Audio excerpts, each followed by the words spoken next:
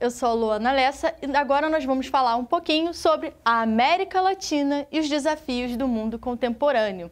Vocês já se perguntaram o que é o contemporâneo, o mundo contemporâneo? Ele é esse mundo que a gente vive agora, que a gente vive hoje, com todas essas especificidades que a gente tem hoje, de conexão, de compras, de globalização, tudo isso a gente comporta como contemporâneo. E o que é a América Latina? A América Latina vai ser os países do continente americano que sofreram com a colonização de exploração. Na América, a gente teve dois tipos de colônia, a de povoamento e a de exploração. Se vocês quiserem entender um pouquinho mais sobre esse assunto, procurem nos nossos vídeos. A América Latina que nós vamos falar nessa aula é sobre a América de exploração, que sofreu com um tipo de colonização que não criava nenhum tipo de produção econômica, de enriquecimento dessas nações. Apenas explorava seus recursos e vendia esses recursos ou utilizava esses recursos para enriquecimento das metrópoles. Quem são esses países? São do México até o Uruguai. Eles têm essa característica de chamar de latino porque a maior parte desses países tem origem de língua do colonizador latina, que vem do latim. Então, a gente está falando de português, de espanhol, tá? De francês, mas alguns casos específicos não foram colonizados por países como a França, a Espanha e Portugal. Mas, mesmo assim, tiveram uma colônia de exploração e estão juntos nessa regionalização.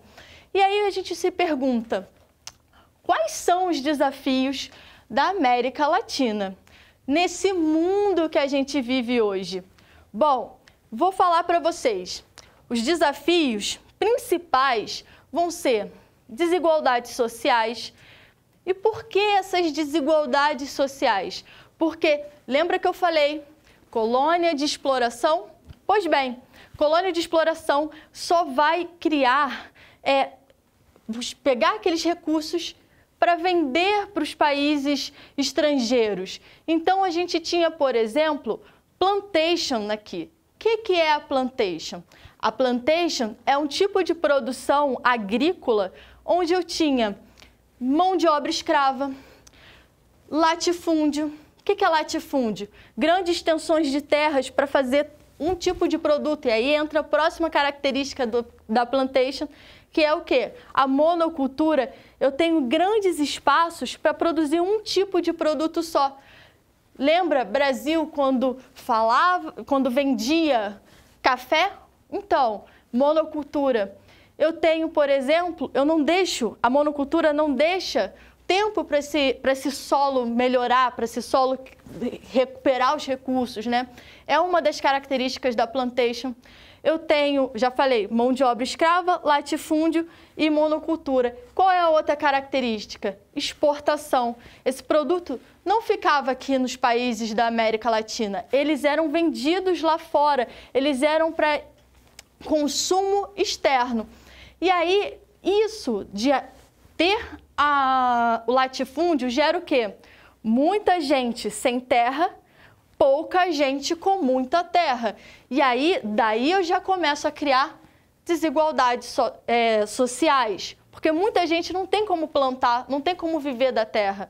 Eu já crio diferenças de quê? As elites estão enriquecendo com a terra e uma parcela boa da população não tem acesso a recursos, não tem acesso a melhorar suas condições de vida.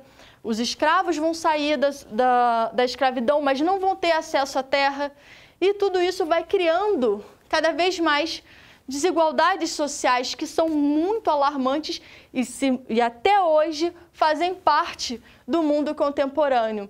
E a gente precisa melhorar isso para que esses países tenham uma ascensão, né? Um crescimento econômico. Outro desafio, integração regional. E aí, para falar de integração regional, a gente precisa falar disso aqui.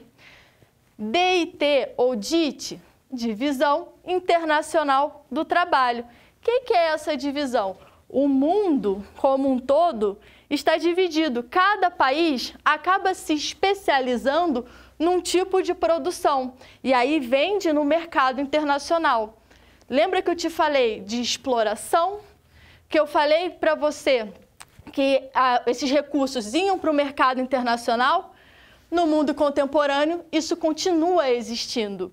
Então, esses recursos acabam sendo o quê? Apenas vendidos dentro do mercado internacional. E são matérias-primas que não têm um beneficiamento do seu produto. Se você pensar, Brasil vendia café. Hoje, Brasil vende soja. E aí, quando você pensa no produto café, você pensa um saco de grão ou, por exemplo, uma cápsula. Ou, por exemplo, o saquinho já moído, bonitinho e industrializado. Qual que vai ser mais caro para eu vender no mercado internacional? Vai ser o industrializado, porque ele teve um refinamento, um melhoramento e ele pode cobrar mais caro por isso. E se eu cobro mais caro, o lucro é maior também. Então, esses países acabam lucrando mais. Os produtos de matéria-prima, como, por exemplo, a soja, o que vale mais? Um saco de soja ou um suquinho feito à base de soja em caixinha? Vai valer muito mais o suquinho. Então, percebemos que isso vai criando certas diferenças. E aí, por exemplo, esses países vendem a soja, vendem o café, vende, por exemplo, minério de ferro in natura para o mercado internacional. E aí, os países que são com maior tecnologia, e aí é mais um desafio que nós temos, os países que são mais tecnológicos têm indústrias que vão melhorar essa matéria-prima e vender mais caro. Então, aí vai se moldando uma diferença entre qual país vai produzir o quê.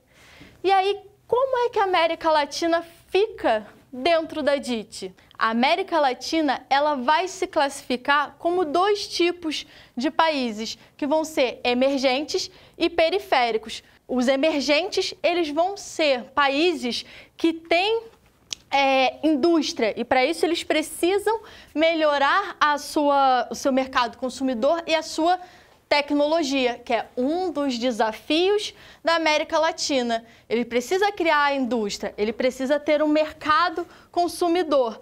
Para eu ter um mercado consumidor, os países que não têm muitos mercados consumidores precisam se unir. E por isso eu preciso da integração regional, tá? E aí, os periféricos. Quais são os problemas dos países periféricos?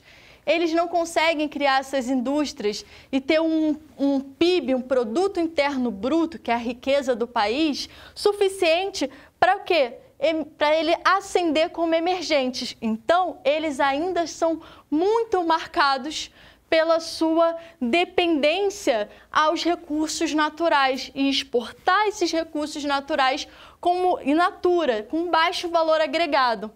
E isso, eu só não consigo criar essas indústrias porque eu ainda tenho dificuldade, dependência financeira, eu ainda tenho dependência tecnológica e eu preciso melhorar essa integração, já que o próprio relevo e a dificuldade de acesso entre os lugares precisam ser melhoradas.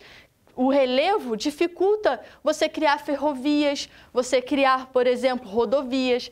A floresta amazônica também é um desafio de preservar a biodiversidade, mas também conseguir meios para integrar todos esses países da América Latina. Bom, nós falamos sobre os principais desafios, dessa América Latina no mundo contemporâneo. Comentamos um pouquinho sobre cada um deles e como a América Latina ela se insere nessa divisão internacional do trabalho, como países emergentes e periféricos.